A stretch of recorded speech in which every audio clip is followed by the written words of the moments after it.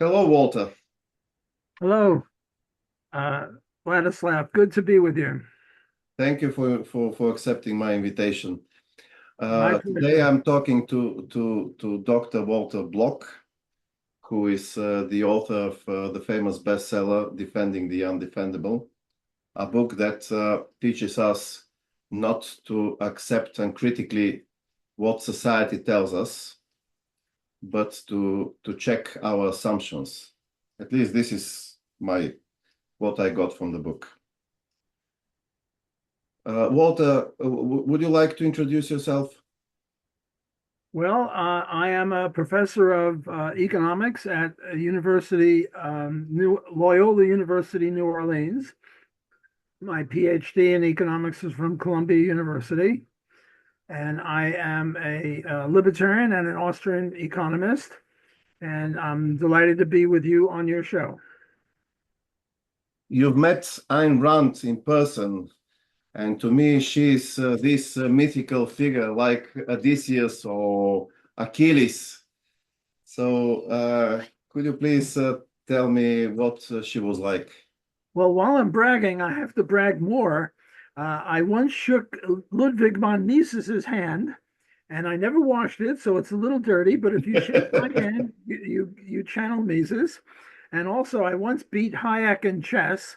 Of course, the way I play chess is I say, "Look over there," and I grab the guy's queen, and then I win. And also I went to high school with Bernie Sanders, and he and I were on the track team together. So I've met a lot of famous people, and I'm very proud of that. But Ayn Rand is special because she was the one who converted me to libertarianism. I my views when I first met her were similar to Bernie Sanders. I was a socialist, and she came to Brooklyn College to speak, and I came to convert her to socialism because socialism was the way to go and capitalism was evil. And after her lecture, the Ayn Rand study group that had invited her to Brooklyn College to speak, they announced that there was a lunch in her honor and anyone could come even if you disagreed. So I came, and there was this long, long table. She was sitting at the head of the table next to Alan Greenspan and Leonard Peikoff and Nathaniel Brandon. And there was no room at that end of the table. So I sat at the other end of the table and I turned to my neighbor and I said, capitalism is evil, socialism is the way to go. And he said, "Well, I don't really know that much about it, but the people who do are at the other end of the table." So I went there and I stuck my head between Ayn Rand and Nathaniel Brandon's. And I said, "There's a socialist here who wants to debate someone on socialism and capitalism." And I was, I don't know, maybe 20 years old, and Brandon maybe 35, and Rand maybe 50. And Brandon was very nice. He said, "Well, there's no room at this end of the table, but I'll come to the other end of the table where there's room and I'll sit and talk with you, but under two conditions. One condition is you don't allow this conversation to lapse until we settle it. We continue until we agree to disagree. And the other is you'll read two books that I recommend." The two books were Atlas Shrugged and Economics in One Lesson by Henry Hazlitt. I read the two books. I couldn't put Atlas Shrugged down. I mean, I think it took me one weekend to read it, and it was 1,200 pages. And then I went to his house and to Ayn Rand's house with my roommate, Ben Klein, a few times, and I was converted. Ayn Rand and Nathaniel Brandon, her main lieutenant at the time, converted me to libertarianism. Now, they didn't call it libertarianism, they called it objectivism, but I never really understood much about the epistemology and the aesthetics and all that. But the economics really got to me that the free enterprise system is not only just, but also leads to prosperity and eradicates poverty. So I was a limited government libertarian like Ayn Rand after she got through with me. She was a spectacular person. I mean, uh, just being in the same room with her, she had such charisma. And it was such an honor to be in her presence and to be converted by her. One of the chapters of your book resonated with me personally because its content is connected to my life story. The chapter on advertising. So when I began to study law, unfortunately, I had watched too many American movies, and I assumed that law in Bulgaria works along the same lines. And when I graduated, and after the practice and all these tests, exams, eventually I registered as a lawyer. And then it turned out that first, I'm not allowed to advertise. Also, I'm not allowed to decide for how much I'm paid. That is, there was a tariff. And also that I'm not allowed freedom of contract with my customers. For example, it was prohibited by law that I work on a percentage on like these contracts they have in the United States. We don't get paid if you don't recover, this type of thing. That was prohibited by law. And the result of all this was I quickly saw the situation, the dire situation, not just my dire situation, but the dire situation the legal system was. One of the reasons were these limitations of the freedom of contract in the Bar Act. So they were the most successful lawyers are those who were actually lying to their customers. Lawyers who would always say, "Oh, you have a case, you will win." Because if they say this, first of all, this is what all people want to hear psychologically. So the moment you tell them this, they stop thinking straight. You give them the good news, but also because the moment you tell them this, they're willing to employ this lawyer and to pay him. And then an X number of years, they would lose the case, but it doesn't matter. The lawyer is already paid. And also, eventually, they may end up paying the expenses to the other party. But again, it doesn't matter because it's them who pay, not the lawyer. And as we can expect, the news of this was spread in the society, and people were wary of lawyers.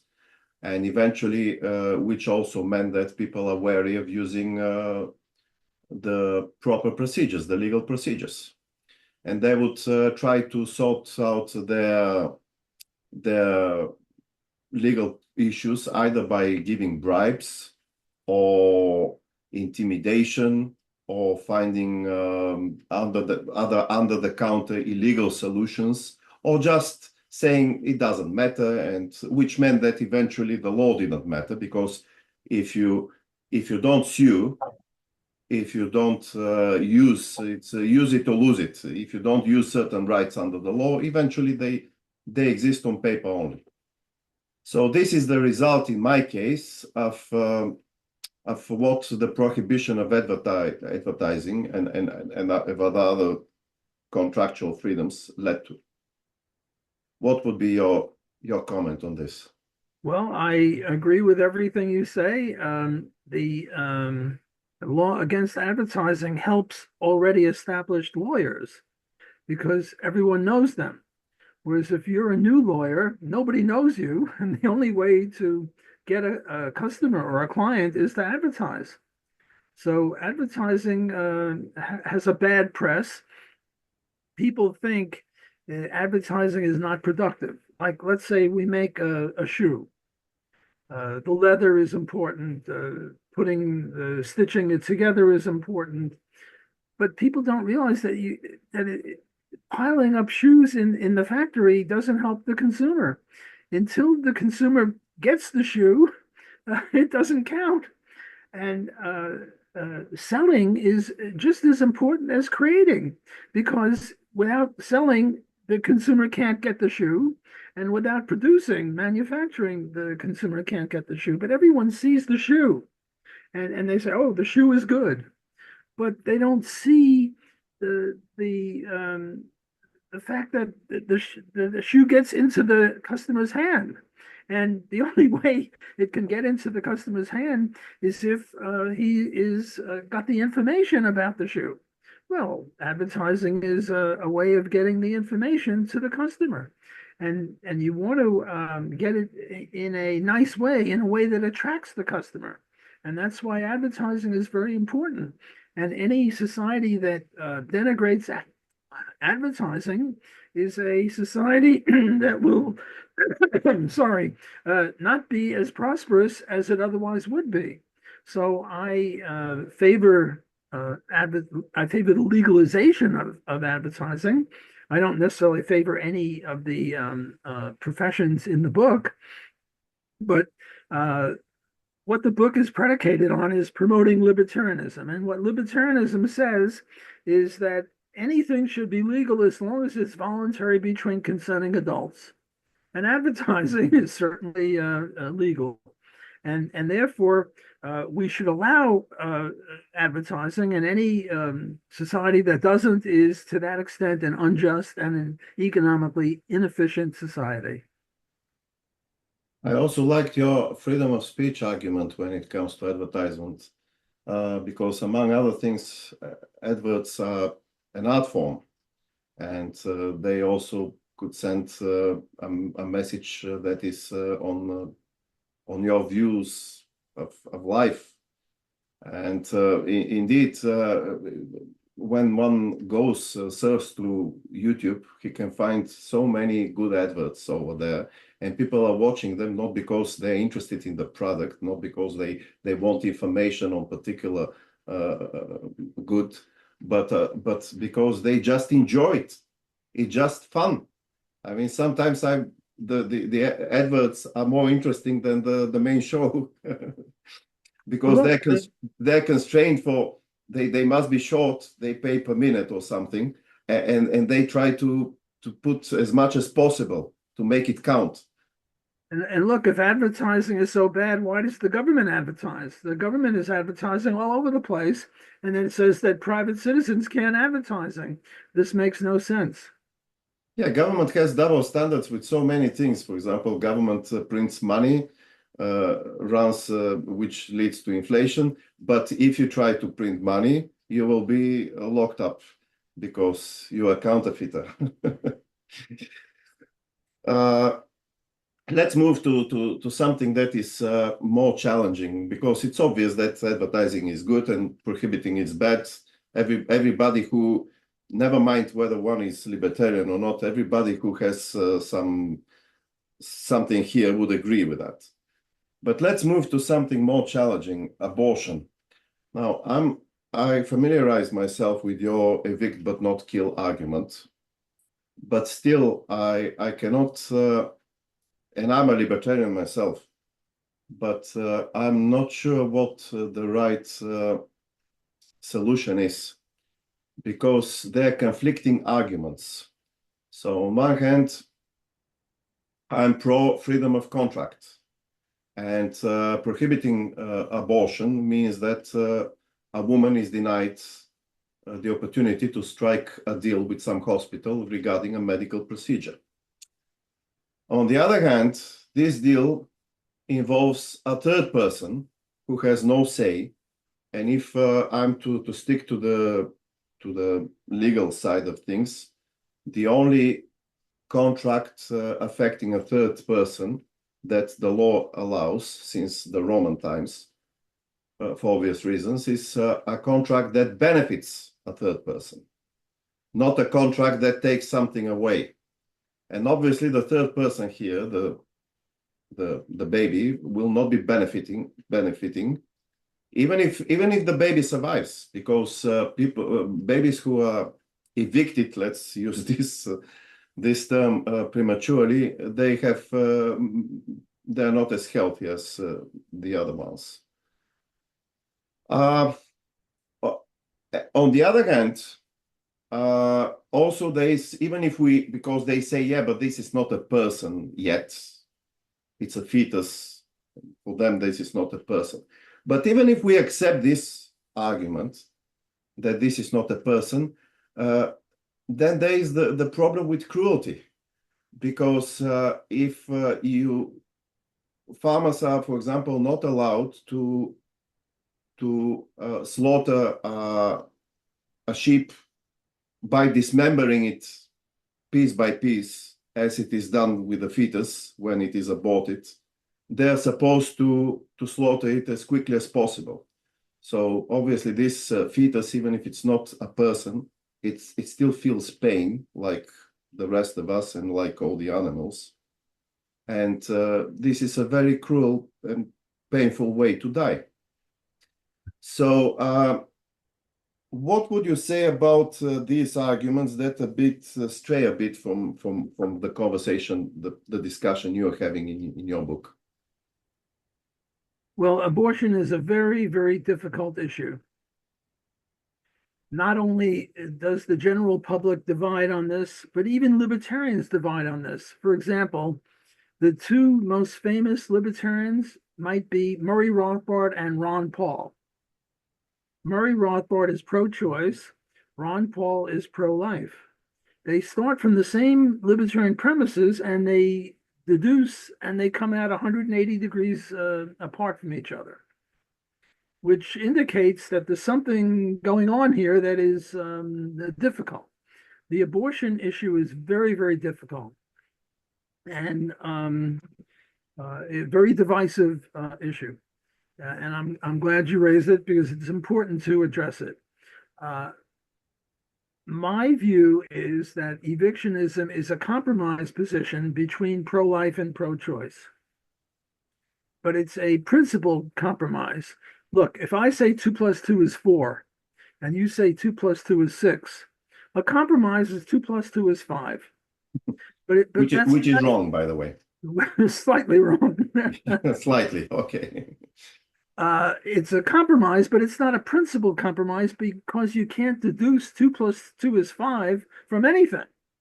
So my evictionist theory, I claim, is a compromise, but it's not an unprincipled compromise. It's a principled compromise because it follows from libertarian principles, namely pro-life and pro-choice are both wrong. So what is the libertarian principle? Well, there are two libertarian principles. One is the non-aggression principle.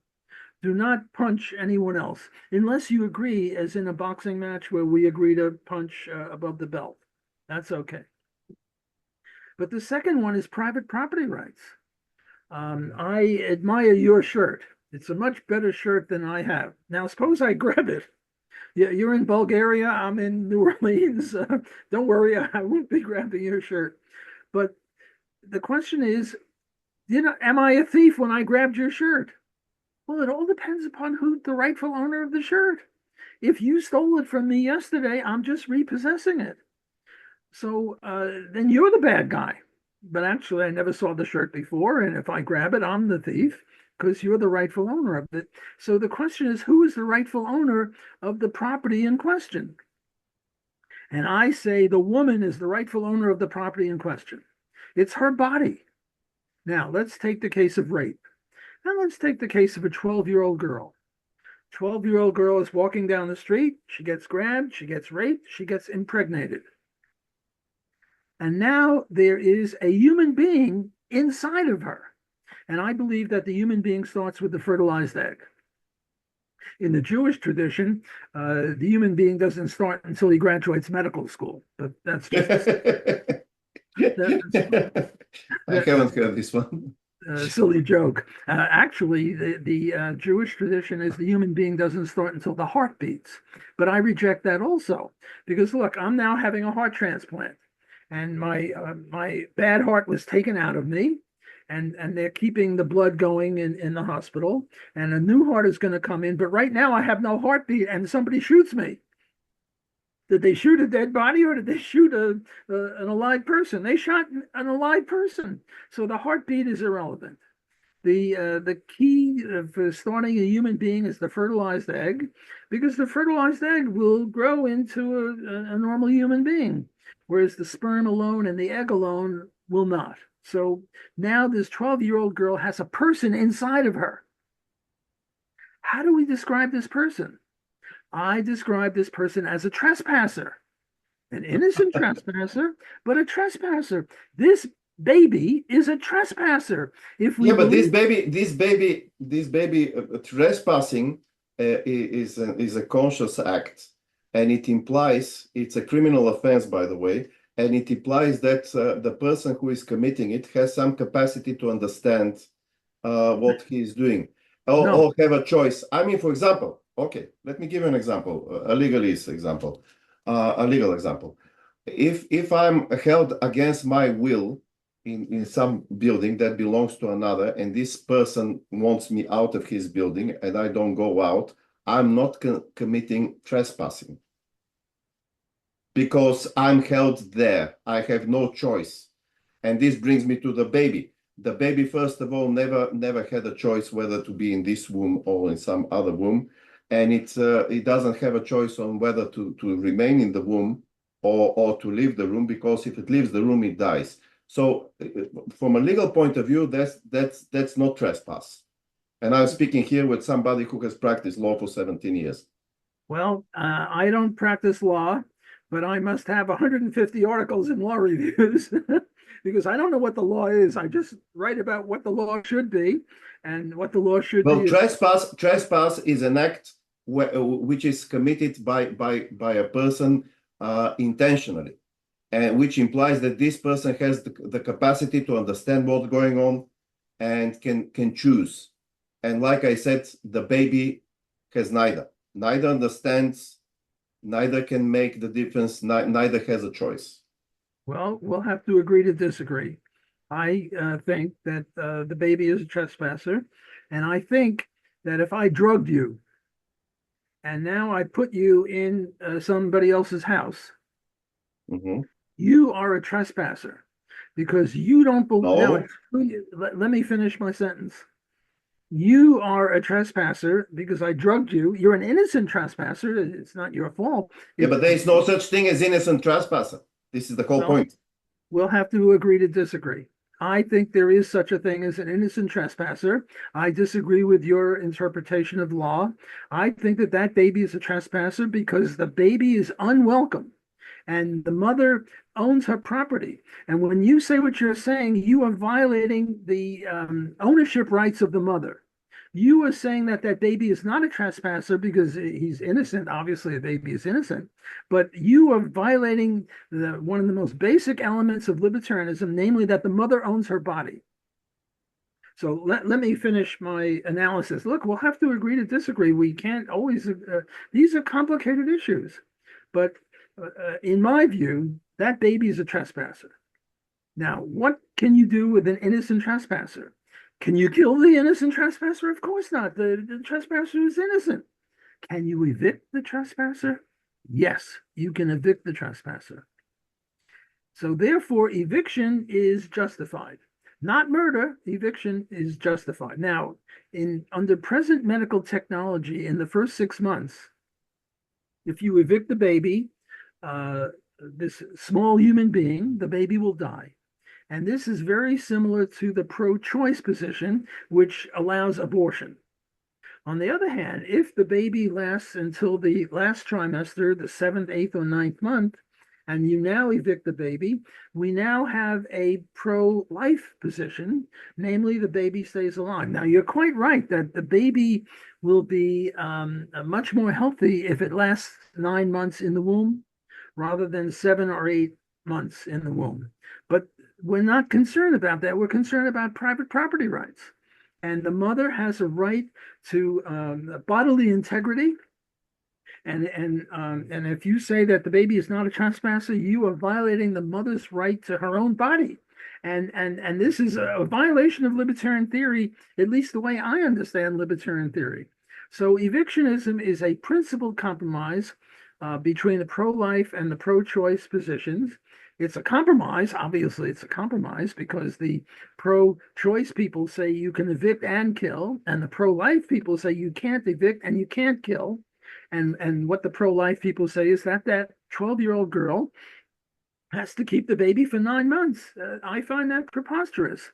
It's her body. She has a right to say what's inside of her body and who I shouldn't say what, who is inside of her body and who is not inside of her body. So I think that evictionism is the only a correct libertarian theory based on two principles, namely private property rights in your own body. Look, private property rights in a shirt is unimportant. Private property rights in a shoe is unimportant. Private property rights in your own body is pretty important. And the other would be the non-aggression principle. Now, there is one exception. The one exception is the host mother. My wife and I can't have a baby, and somehow we get her egg and my sperm, and we put it into the host mother. Yeah, surrogate mother. And the And surrogate mother has agreed, she had concluded a contract. I get it. That's a very clear-cut so in case. that case, she can't abort and she can't even evict because she is contractually obligated for 9 months. We paid for 9 months. She can't evict in 8 months or in 1 month. But with that exception, I think evictionism is the proper libertarian position. This talk about compromise made me think, what if the physicist decided on what is correct in physics by compromising between different physicist schools? I can imagine that the atomic bombs will not blow off, that the GPS will not show your position, that the space rockets will miss the moon and the other planets, and so on. Because in physics, there is no compromise. There is only one correct answer. But in social sciences, obviously, they are not physics, to say the least. Well, you don't like the word compromise, but I think that there's only one correct view here, and that's this position. The evictionist position is the only correct position. And I only mention compromise because there are two theories out there that are both wrong. Now, you're quite right that in physics, the bridges will fall down if we compromise. We have to get the correct view. Well, the correct view in libertarianism is evictionism. I just meant to say that science doesn't work like society. In society, you could have many views. In a free society, obviously, and we want that, to have many views, and every view could be argued as equally valuable than others. But that's society, and in science, the logic is different. But the social sciences, as we know, they're in between. They're neither a science nor society. Well, again, we disagree. Again, we disagree. I think that in libertarian theory, there's only one correct view. And in abortion, it happens to be my view. And I also disagree with you on economics is sort of a quasi or a demi-science. I think economics is as much a science as physics. What a science is trying to do is to try to understand reality, to explain and understand what causes what. And I think economics is every much as much a science as any other science. And in some sense, it's even more of a science than physics, because physics is merely an empirical science, whereas economics is not only an empirical science, but also a matter of pure logic. And physics can't touch economics in terms of pure logic. For example, I'm an Austrian economist. Austrian economist has nothing to do with the economics of the country Austria. It's just that Mises and von Beauvoir and Menger and Hayek all lived in Austria. It's similar to the Chicago School of Economics. The Chicago School of Economics doesn't have much to do with the city of Chicago. It's just that Stigler and Becker and Friedman all worked at the University of Chicago. So what is the Austrian view that makes it even more of a science than physics? Praxeology. We Austrian economists have not just hypotheses, but laws. In physics, they only have hypotheses. And the hypotheses are only good as the latest experiment. And if the latest experiment, which is a controlled experiment, shows everything that they knew before was wrong, they change everything. Not so in economics. In economics, we have praxeology. For example, we have this thing called the synthetic a priori statement. Now, there are three statements that you can make. One is a tautology. A tautology, bachelors are unmarried men. You don't go to a bachelor and ask you, "Are you married?" If he's a bachelor, he's unmarried, and it's necessarily true. You can't find a bachelor who's married. It's like a square circle. But the problem with the tautology is it only explains how we use language. It doesn't explain how the world works. Then you have empirical statements, like physics. It's raining outside. Well, you go look outside, and if it's raining, it's true, and if it's not raining, it's not true. And the benefit of that is that it really explains the real world. It's connected to the real world, but it's not necessarily true.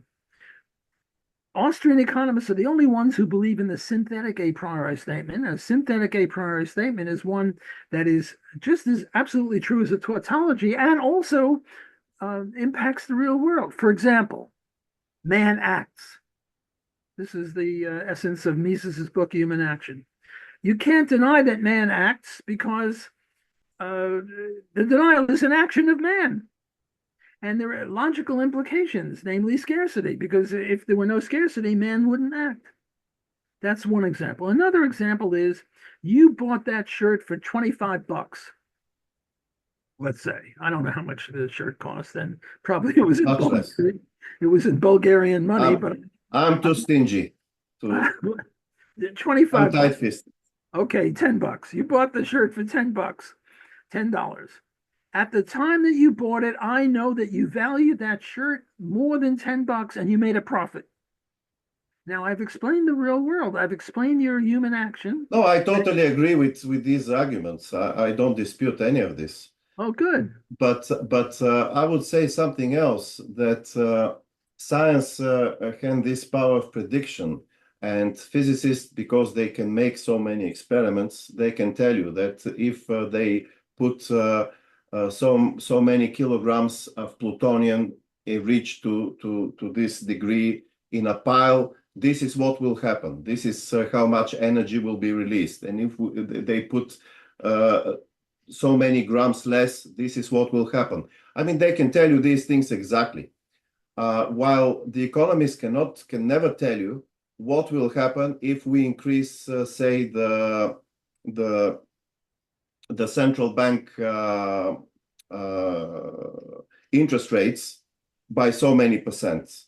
Because first of all, nobody can run endless experiments with the whole world, really. Not just the whole nation, but the whole world.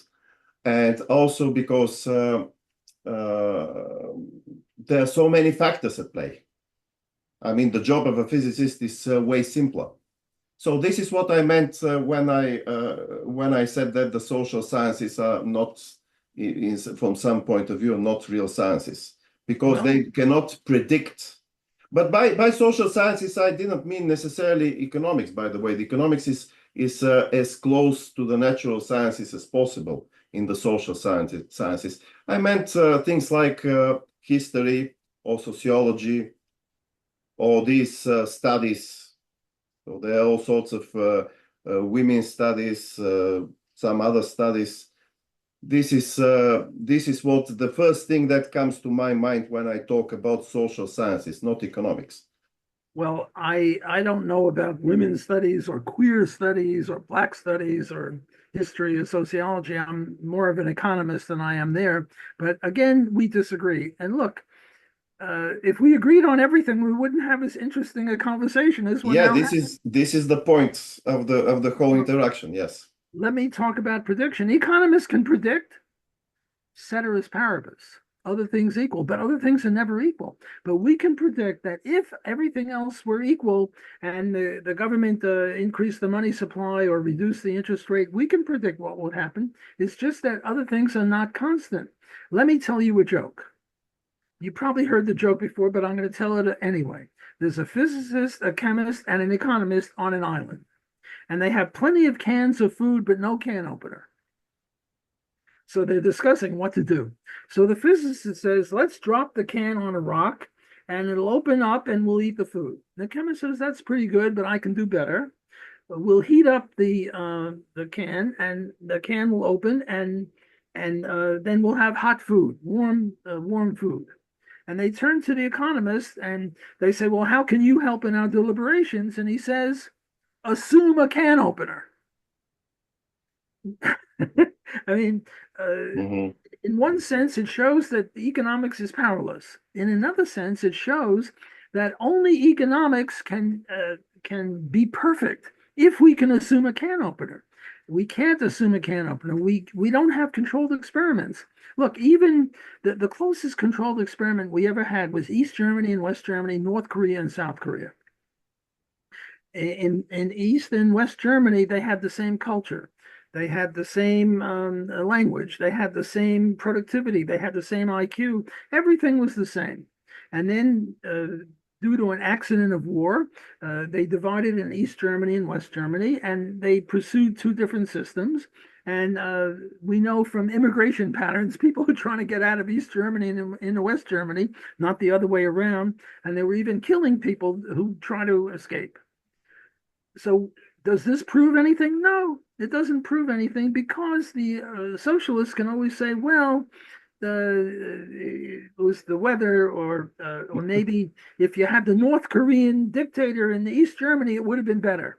And who Yes, cares? it's never the fault of socialism. It's always Right, right. Socialism never to blame. well, So even nothing could be proven to a socialist. I mean, it doesn't matter because it's a belief system. It's an ideology. it's a cultish belief. You're right. Yes, it's a cultish belief. Yes, exactly. Um, uh, by the way, while I was listening to you, I just remembered that the physicists do this assuming assumption thing themselves when they try to simplify certain equations, because otherwise the equations get too complicated and even they cannot Yeah, solve they them. talk about a perfect gas or a frictionless Yes, system exactly, just exactly. to understand what's going on a little bit better. Exactly. They assume that certain things that don't exist in real life in order to make the solving of an equation possible. Okay, let's move to a more challenging, even to an even more challenging subject, legal death penalty. So I watched your lecture with the smiley faces and the table. I like this one, where the victim is smiling or the victim is not happy, and the murderer is smiling or the murderer is not happy. That was genius to visualize it, so to simplify it so much. Thank you. But since I've been a lawyer, I'm always looking for how things are actually in practice. By the way, one of my law professors used to say that when you study law seems like reading a romantic novel, like a chick novel. And when you begin to practice it, it's more like a pornographic movie. Because these people were actually former lawyers themselves, so they knew what that theory is a good thing, but what happens on the ground actually matters as well. And it turns out that what happens on the ground is that a certain percentage of people who are convicted of murder are innocent. They haven't murdered anybody. And this is my problem with your argument. And now I accept the logic of your argument myself. It makes perfect sense, except for this detail. Because things go wrong. I mean, real life is not a Hollywood movie. It's not like Columbo, where you know who is the murderer from the beginning, and what remains is Columbo to get this his guy or girl. And just on top of my head, I thought of so many things that could go wrong and do go wrong. So judges fail to address evidence, case law changes, and we did what matters in a murder trial. Evidence evidence gets lost. Evidence is not gathered in the first place. Police fabricate evidence. Witnesses make mistakes. Witnesses lie, and the list goes on and on and on. I mean, and it turns out that there have been studies that say that at least 1 in 20 people convicted of murder are innocent. So does this affect your argument when it comes to the death penalty? The problem with your argument is that it's too good. not only does it cast aspersions on the death penalty, it also casts aspersions on imprisonment. A lot of people say, well, if you're not going to have the death penalty, at least a person who's convicted of murder should be in jail. Well, if a person is in jail for 20 years, he too could be innocent. And if he's innocent, Yes, if I may interrupt, there have been cases like this, but there is a difference. And the difference is that the person could be released after 20 years. He could no longer be released if he is executed. obviously true. However, the people who incarcerated him for 20 years are guilty of kidnapping. And I would say that in both cases, the people who make the mistake should pay for that. See, right now, if a judge and a jury convict somebody who is later shown to be innocent, nothing happens to them. If we apply the true full libertarian position, they are now guilty. So this will mean that many, many fewer people are executed. Many, many fewer people are even put in jail because everyone's going to realize that unless it's open and shut and absolutely certain, the accused person goes free. Secondly, the point is the point the way I analyze this, I say, look, let's say I murder you, God forbid. What did I do? I took a life out of you, and now you have a dead body.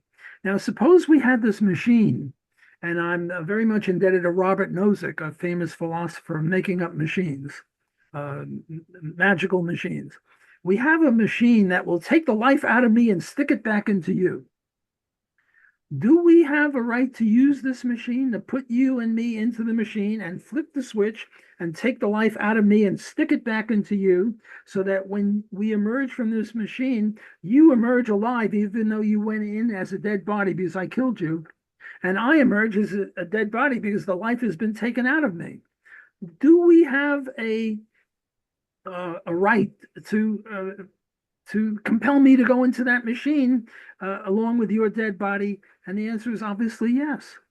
Because if I stole your shirt, I don't know why I'm into your shirt. It's a very nice shirt. It's a yes, I a have nice to, I shirt. have, I have to give it back. Well, when I murdered you, I stole your life. So I have to give it back. And I have a life. I'm still a live murderer. So what I'm trying to say is that the death penalty is just.